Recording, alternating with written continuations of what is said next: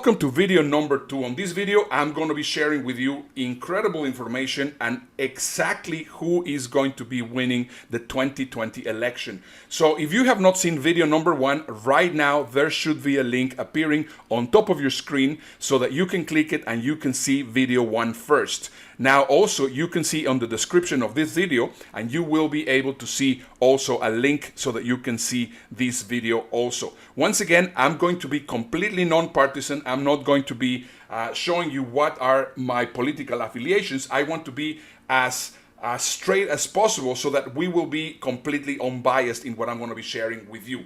So the first thing that I want to talk about is a book from Professor Allan Lichtman. Professor Allan Lichtman wrote a book in 2008 that is called The Keys to the White House. And this methodology has been applied and has been also used to predict every single election correctly since 1984. However, Professor Lichtman also talked in his book about how he has used this model to also see how it worked on every election since 1860. So we know that it's incredibly accurate, and it is done by somebody from the academic world, so that you can see this is very scientific. So he says that there are 13 specific points or 13 specific keys that will tell you who's going to be the winner on this election. So according to him, if there are 6 keys which are false, then Trump is going to be predicted to lose. Now, there's a great video about it. It is about an hour long. This is some information that I took from this specific video, which is from the channel of Valuetainment, and there's also a link in the description below if you want to watch that whole video. So let's go over the 13 keys or 13 points. The first one is going to be the party mandate, which is going to be a false because they took a big beating during the midterm election. So the Republicans lost the House, and this is exactly what this means. The second one is going to be contest. There was nobody contesting that he was going to be the candidate to run for the Republicans, and so this is going to be a true. Next one is going to be the incumbency. So yes, he is the president and he is going to be the incumbent president.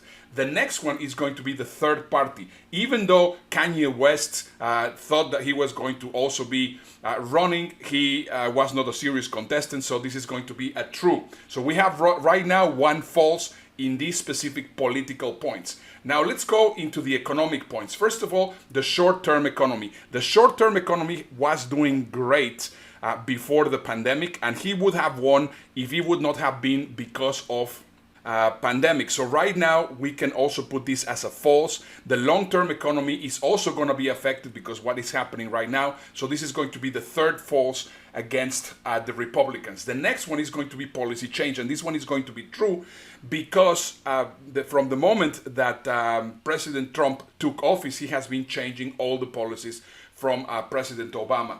Next one is going to be social unrest. So as you know, from George Floyd to Black Lives Matter to everything which is happening in several states like Oregon and Washington, whatever it is, there has been a lot of political unrest. Next one is, this is going to be a false. So the next one is going to be scandal. And this is also going to be a false because yes, possibly you don't remember, but he was impeached and there has been a number of different scandals surrounding President Trump. Now, foreign and military failure. Has he had any foreign or military failure? This is no, so he gets a true. Has he get any foreign or military success? This one, Professor Lichtman says that it's a false. And most people possibly will start saying, yeah, but you know, he actually got together with North Korea and he also got this deal with the UAE. But if you think about it, in the Republican National Convention, the UAE deal was only one line in his speech. So it was not such a big deal. So that's why he's actually putting it as a false. Now, the next one is an important one because it's a little bit controversial, which is the incumbent charisma. Is he a charismatic person? Well, it depends who you ask.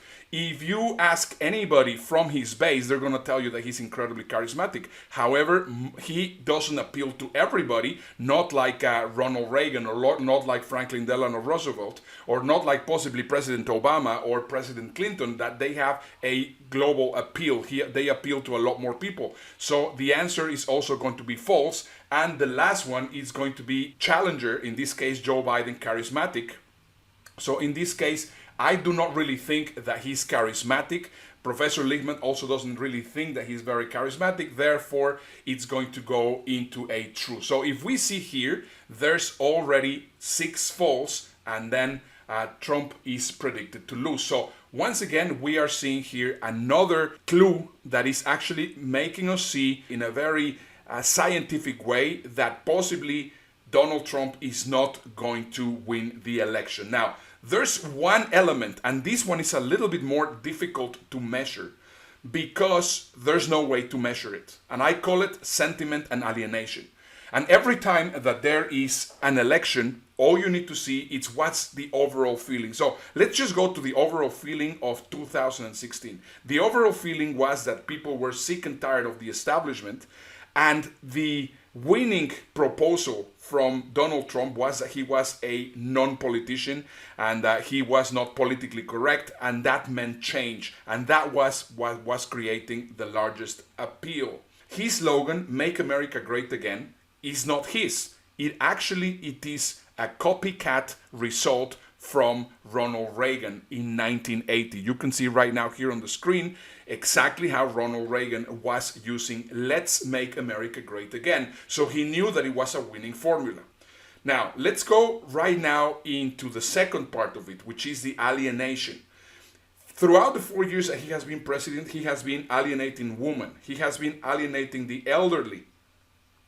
Recently, he was talking very offensively against Joe Biden, calling him because he was just old and he was just not fit to be president. And of course, he just was not considering all the elderly people either in Florida or the rest of the United States. So right now, he's having issues in getting the elderly vote. Same thing with women, because of course, all the things that we know about it, of course, it's making women alienated. So he has already alienated 2 important demographics. He also called the military losers, and even though still a lot of military are with him, there's also a lot of military which are also leaving.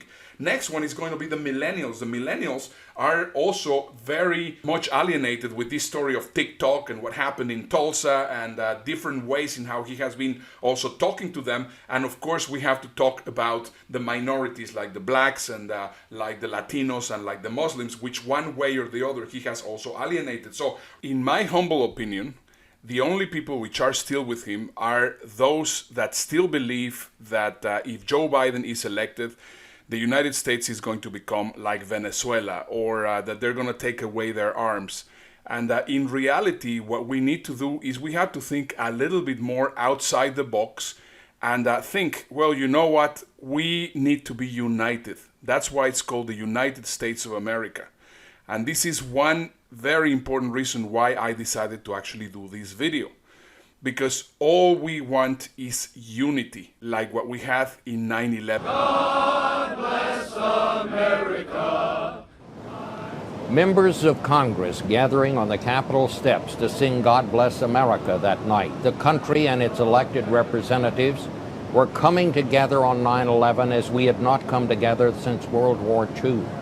The next day, as I drove to work, there was suddenly no road rage. People honked and smiled and flew the stars and stripes from their radio antennas. Congress passed a $40 billion emergency appropriations bill that day and passed it unanimously. The unity would not last long, but I was there. I saw it happen. 10 years later, I sometimes wonder if we could still come together as we did then. To be honest, sometimes I'm not sure. But I want to believe with all my heart that we could.